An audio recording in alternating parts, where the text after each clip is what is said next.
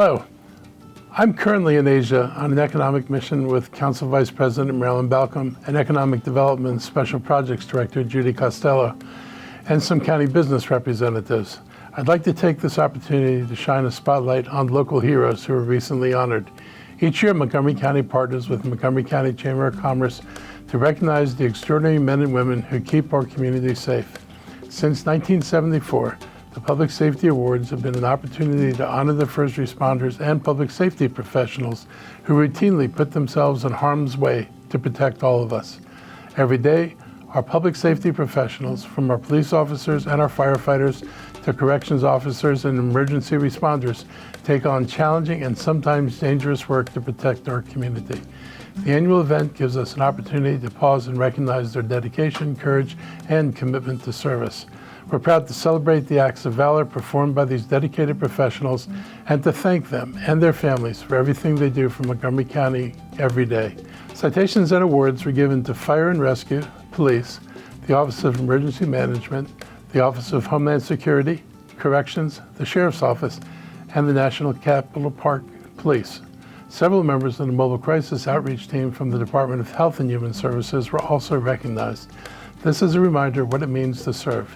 Please help us honor these awardees by watching highlights from the awards ceremony.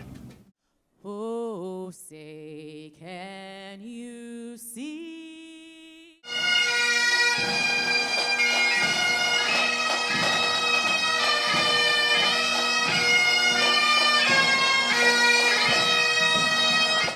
When we talk about quality of life, the main thing for a community to have quality of life, what is it?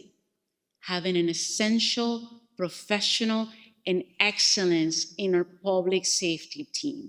If you don't have that, you cannot build trust in that community. And today, we're celebrating heroes among this public safety community. And this is why Montgomery County is one of those special places. We have people who work here and they do it with pride and they do it with so much love. There's fire significantly coming out that window, and there's some turbulent black smoke coming out that front door. So firefighter Betchka went ahead of me, and I was behind him with the can. He moved forward after we got in direction just to go left. There's zero visibility, right? The most difficult part here is going to be able to efficiently navigate. Whenever you take visibility away, right, everything in your mind becomes a little bit more challenging just from a mental standpoint. And it wasn't until we got closer to the door when smoke was starting to lift that I was able to see him actually in front of me. Go ahead, I put my tool on the wall so I could reorient myself to it. Feel, oh, we got a victim, right? Call back, Josh is coming down the hallway. Josh, hey, we got a victim, man. As soon as he called him out, I ditched the can in the hallway, the water can, and moved forward to his voice. And he told me, hey, I've got him here. I got his feet. Can you get his head? I said, sure. And then together, he and I work and finish sort of the extrication process for removing him. Because of their courage, professionalism, and unwavering commitment to duty, the actions of Lieutenant Anderson, Firefighter Betchka, Firefighter Paramedic Cook, and Firefighter Silberhorn stand as a powerful example of what it means to serve. Their decisive response under extreme conditions directly saved a life and brought honor to Montgomery County Fire and Rescue Service. In recognition of their extraordinary bravery and dedication, these members of Tower 708 are proudly awarded this year's Bronze Valor Award. Governor Moore and I know firsthand how much sacrifice and dedication it takes to keep our communities safe.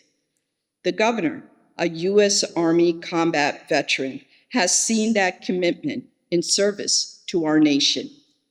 I've seen that commitment up close as well, both as an elected official and during my years working as an engineer at Montgomery County Department of Transportation, where I work closely with public safety officers, and also as an immigrant living in the most diverse county in the entire nation. I've also seen how public safety officials stand on the front lines to protect our neighbors of every background. People who come from different parts of the world, speak different languages, and practice different faiths.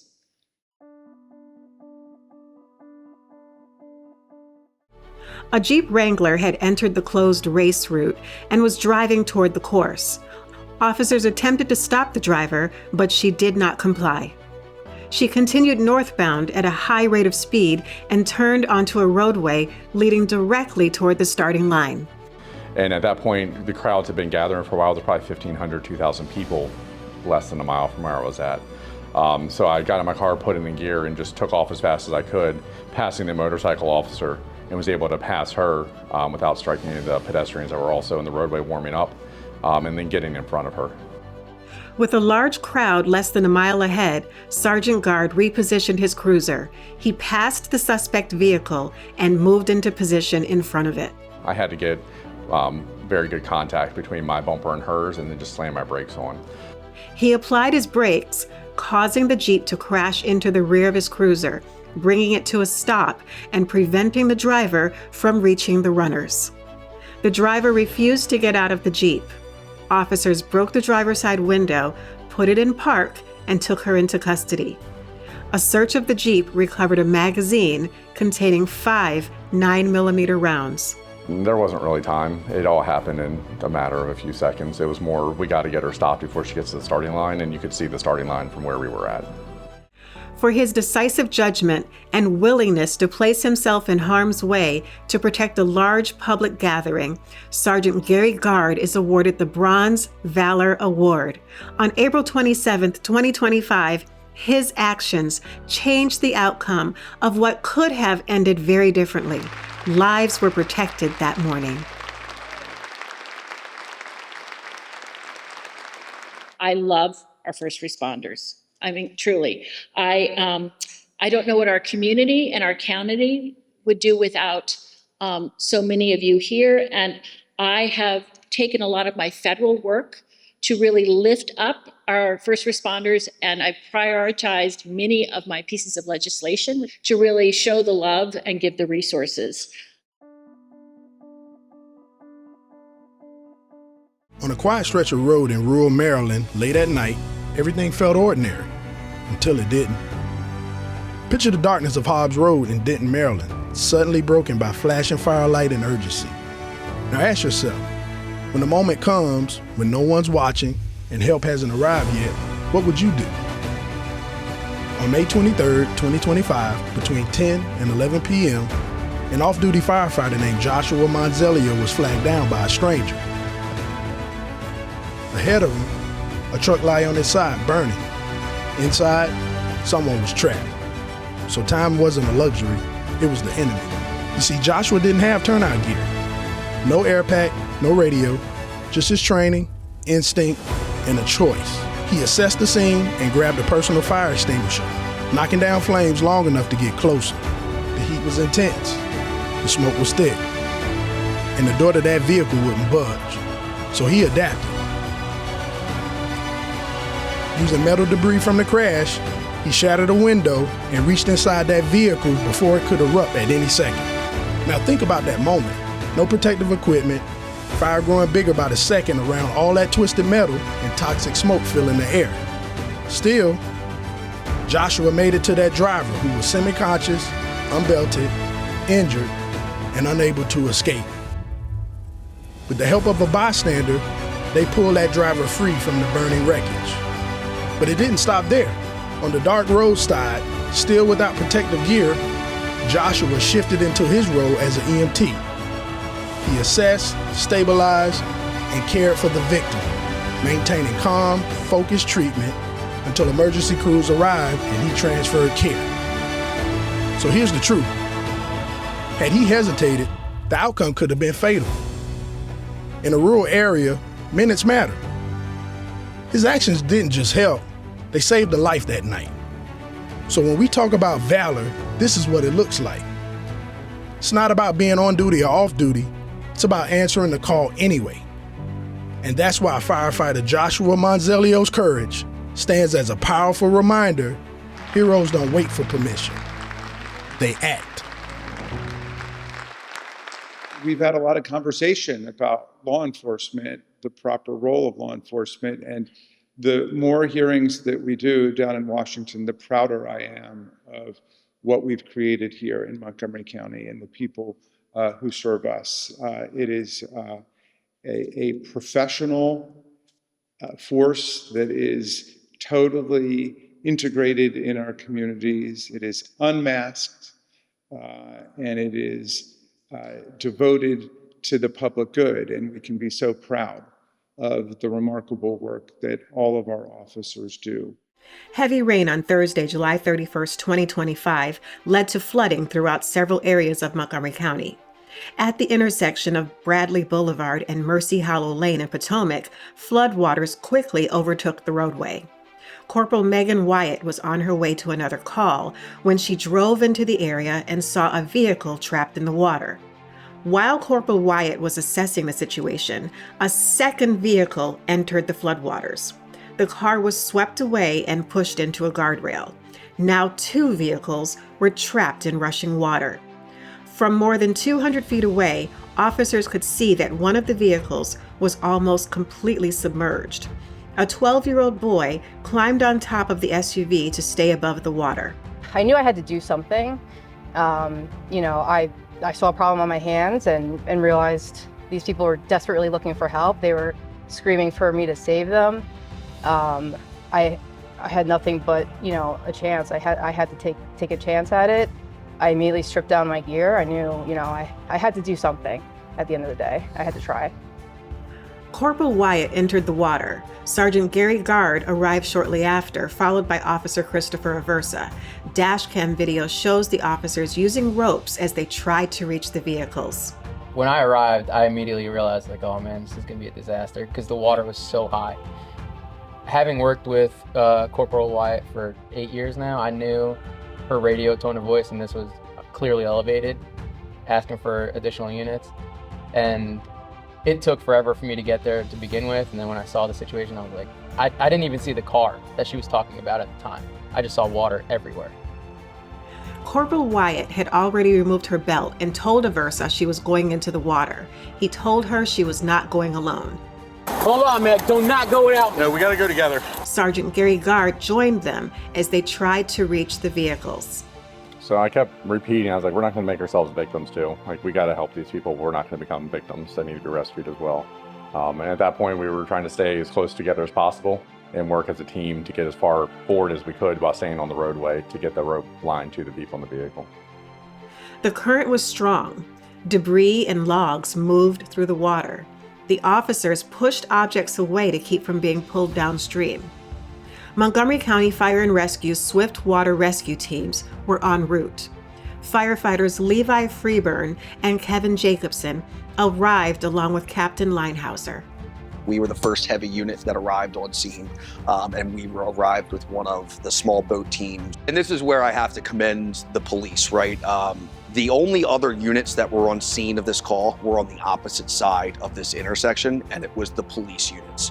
So when I hopped out of the fire truck, I'm assessing the situation. I very clearly see a single vehicle in floodwater. But as I look across this intersection, I can see the police motioning downstream of where this vehicle is. And in my mind, I'm saying, what are they pointing at? Firefighters deployed boats and began working through multiple rescue plans. They were dealing with 2 vehicles, 6 occupants, and fast-moving water. I mean, I listened to the radio traffic the entire time, and when Captain Linehauser got on the radio, not once but twice saying, I need the closest boat resource or swiftwater resource here now. I mean, we knew that was, we knew that it was on.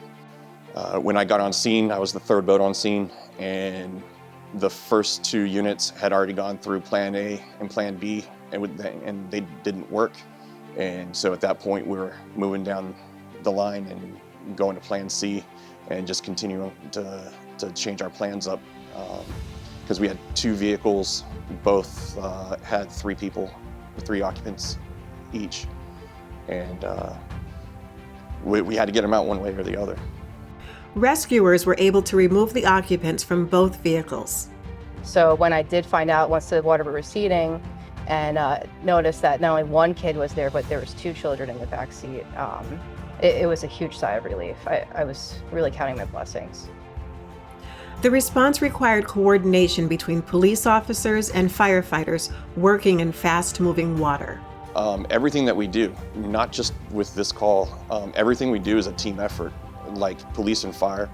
Like, it's always a team. We work better when we work together. We're the ones that ended up in front of the camera, but this was a big team effort. Like, everyone on scene that day, deserves, recognition.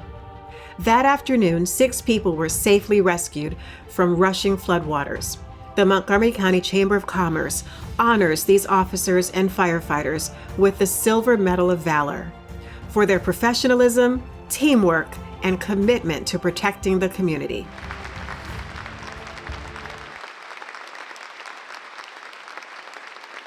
On behalf of the Chamber and our Board of Directors, we thank all of you for joining us this morning and for celebrating our local heroes.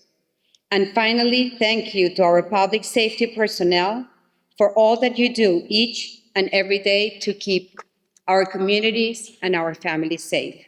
On October 1st, 2023, what began as a welfare check inside a 16-story apartment building quickly became a 6-hour life-or-death operation.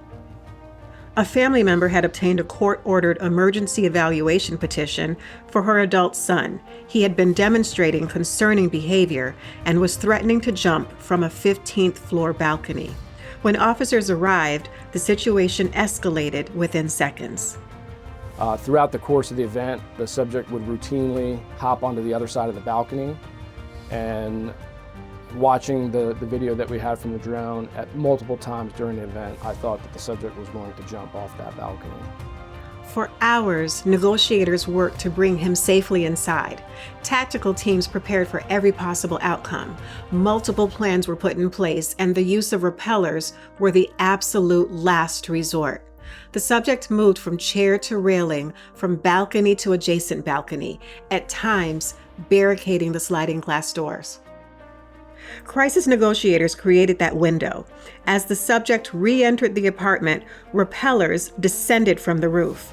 But the plan shifted when he spotted the officers on the balcony. In a feat of absolute heroism, the subject left both of his feet and jumped at the officer in an attempt to jump over the 15th-story balcony. Officer Mercurio acted with probably the most heroism I've ever seen in my 20-year career with this department. He was able to grab onto him with one arm while rappelled. The weight of the person pulled Officer Mercurio a little up off the ground, and in a coordinated effort, the entry tactical team as well as another rappeller were able to get down and bring the subject back into the apartment. Officer Eric Mercurio held on, suspended by rope, one arm, 15 stories above the ground. His team moved in without hesitation, not tied to safety lines, fighting to pull both men back from the edge. After every emergency response team activation, there's a debrief, a review of what happened, what worked, what could have gone differently. For Captain Chris Hackley, who served as the tactical commander that day, the reflection was personal. So I had a front row seat on the command bus. I was able to watch the video from the drone in real time. As I previously said, a lot of the reflection that you have is 2020. It's what could I have done? What could I have done differently? What different orders or commands could I have provided to protect your people? The officers who rappel down, obviously they're tied in with rope and they're protected. And when you go back to reflect on that video, you watch all the tactical officers who entered the apartment in order to render aid to their officer, their colleague. Those officers were fighting with the subject up against the railing that we have no idea the structure or stability of that railing. And none of those officers who went onto that balcony were tied down with any safety harnesses. So I think during the debrief, and it was my decision to allow the SWAT operators to utilize that tactic in order to save this person's life. I had a lot of reflection about what could have happened to those officers had that railing given way. And to me, that is obviously an emotional thing. Knowing these officers, knowing what they do every single day and the amount of effort and training that they put forth to protect members of this community, it's just a lot to reflect on and understand the true nature of what they do and how good they do it. You could watch the video 100 times. I don't recommend it, especially when you know the officers that did what they did.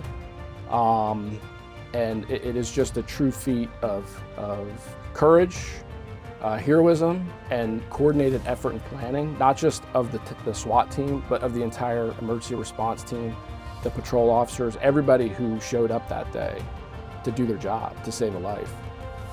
And I think that it goes without saying that when you see it and you truly watch it and you slow it down and watch it in slow motion and rewind and think about what really happened that day, it goes without saying that these officers are deserving of every award and really the support of the community for what they did that day, what they do every day. On October 1st, 2023, no life was lost because patrol officers secured the scene, because crisis negotiators never stopped trying, because Officer Edward Cochran and the emergency response team stood ready, and because Officer Eric Mercurio refused to let go. In the Emergency Services Division, the motto is simple: mission before self. There is no mission too big. Today, we honor courage, we honor coordination, and we honor the extraordinary commitment to protect life at any cost.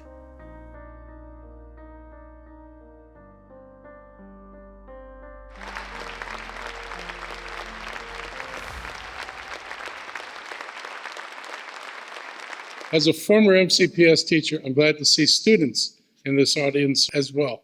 They are the hope for the future, and they're the people we hope stand up and rise up behind the people who are serving us today. They're the people who will serve us tomorrow. Public safety is the bedrock of the community, and people need to feel safe to learn, operate businesses, shop, dine, visit our community, and do everything a normal person wants to do on a normal day.